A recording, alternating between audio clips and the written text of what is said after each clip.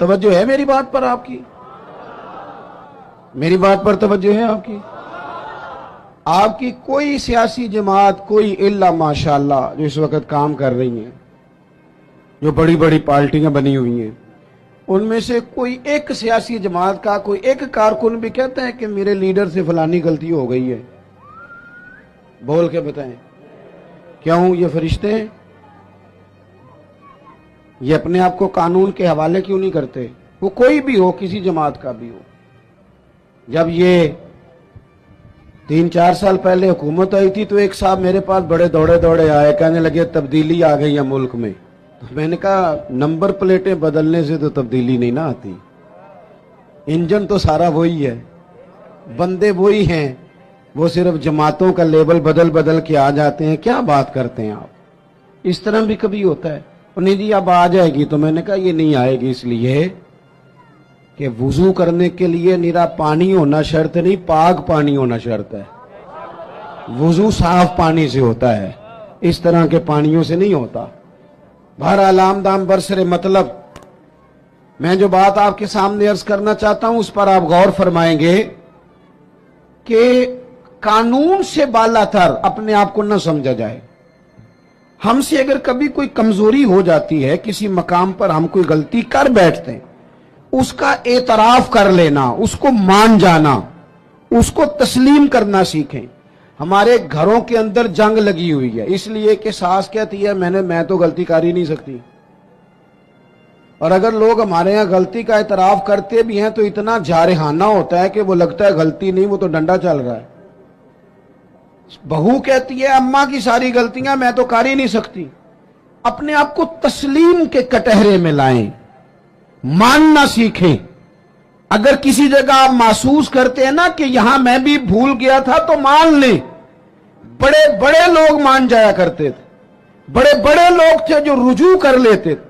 تسلیم کرنے کا، مان لینے کا مزاج بنائیں۔ آپ کی ضرورت ہے آپ کسی بڑے آدمی کو، طاقتور کو کہہ سکیں کہ تو مان جا، تیرے اندر یہ کمزوری ہے۔ کوئی مانتا ہے؟ ہم مانتے ہیں؟ ہاں نہ تو کرو نا۔ غلطیاں کرتے ہیں کہ نہیں؟ مانتے ہیں پھر؟ میں نا ایک دفعہ اپنے علاقے میں موٹر سائیکل پہ ایک دوست کے پیچھے بیٹھا ہوا تھا، تو روڈ کے اوپر ہی نا ایک صاحب نے دوسرے کو ٹکر مار دی موٹر سائیکل کی۔ اب وہ غلط ٹکر ماری، اس نے، اس سے غلطی ہو گئی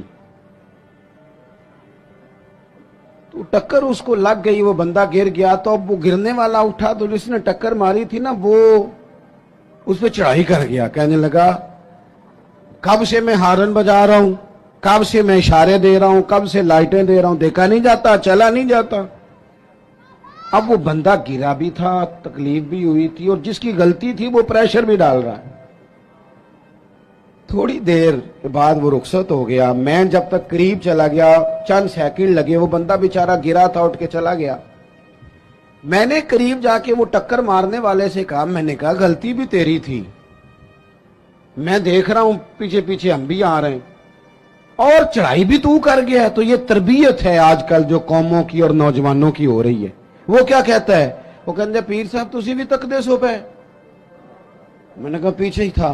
کہنے لگے گل تو اڈی ٹھیک ہے، غلطی میری سی، پر جے میں نہ چڑھائی کرتا تھے انہیں کر جانی سی۔ یہ مزاج ہے، یہ ہنسنے والی نہیں تو رونے والی بات ہے۔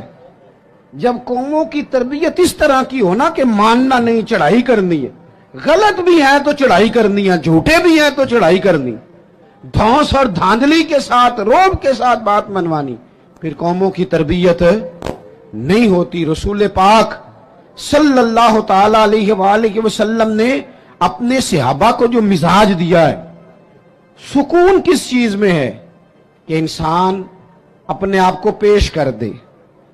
پتہ ہے کیمرے لگانوں سے جرم نہیں ختم ہوتے۔ اگر کوئی جرم سے آشنا ہو جائے نا، میں نے کرنا نہیں، پھر ختم ہوتا ہے۔ اتنا بڑا مجمع ہے، اتنے سارے آپ لوگ آئے ہیں، کیا 3 آدمی مل کے ایک غریب کا بوجھ نہیں اٹھا سکتے؟ کیا 3 لوگ کسی ایک غریب کا بچہ نہیں پڑھا سکتے؟ ان سیاستدانوں کی راہ تم دیکھ رہے ہو، ان کی جن کو سوائے اپنی لڑائی سے فرصت نہیں، اور ان لوگوں کی تم راہ دیکھ رہے ہو جن کو ویسے گاؤں میں کسی مریض کو ضرورت پڑ جائے تو ان کے پاس گاڑی نہیں ہوتی، لیکن ان کی سیاسی جماعت کا جلسہ ہے نا تو پھر وہ گاڑی بھی نکلتی ہے، پھر وہ جس کو مرضی بھی دیتے ہیں، پھر جھنڈے بھی لگتے ہیں، پھر نمبر گیم بھی ہوتی ہے، پھر ویڈیو بھی بنتی ہے۔ میں بھی امیدوار ہوں، ٹکٹ لینا ہے، لہذا میرے پیچھے گاڑیاں لگاؤ۔ نہ کرو، یہ ناشکری ہے دولت کی۔